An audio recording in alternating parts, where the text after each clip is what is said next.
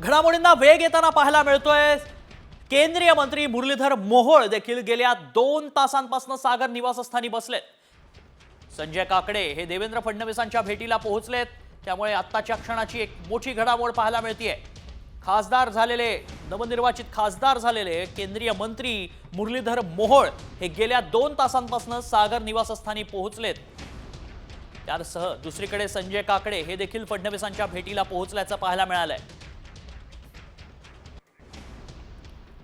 केंद्रीय मंत्री मुरलीधर मोहोळ सध्या सागर बंगल्यावरती पोहोचलेत। सागर बंगल्यावरती सध्या घडामोडींना वेग येताना पाहायला मिळतोय। एकीकडे शिंदे गटाची बैठक ताजलँड एंड इथं पार पडतीये, दुसरीकडे राष्ट्रवादीची बैठक संपलेली आहे। अशात आता बैठकीकडे लक्ष लागले ते भाजपची बैठक देखील थोड्याच वेळात पार पडणार आहे आणि त्याआधी संजय काकडे फडणवीसांच्या भेटीला पोहोचल्याचं पाहायला मिळतंय।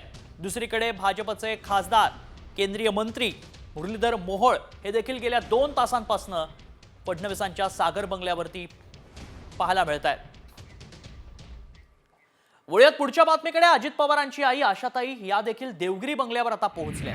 महायुतीच्या ऐतिहासिक विजयानंतर मायलेकाची भेट झाली आहे। अजित पवारांच्या आई आशाताई पवार देवगिरीवर दाखल झाल्याचं पाहायला मिळतंय।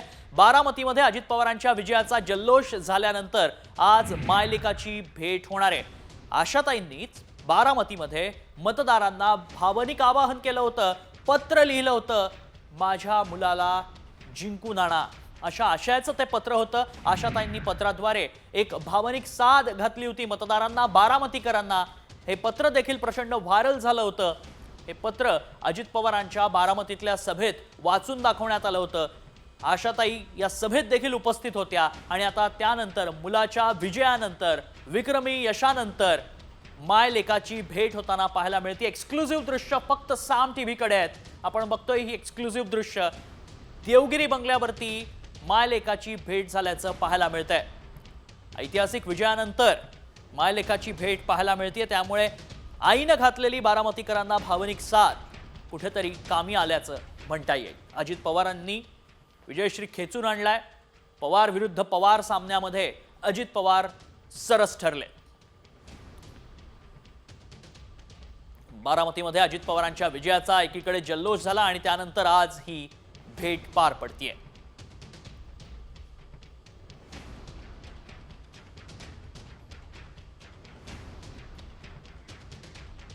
अजित पवारांची आई आशाताई या देवगिरी बंगल्यावर दाखल झाल्यात। एकीकडे कुटुंबातनच होणारा विरोध आणि त्यानंतर सामोरं जाणारे निवडणुकीला सामोरं जाणारे अजित पवार, त्यानंतर त्यांनी मिळवलेला विजय आणि आईची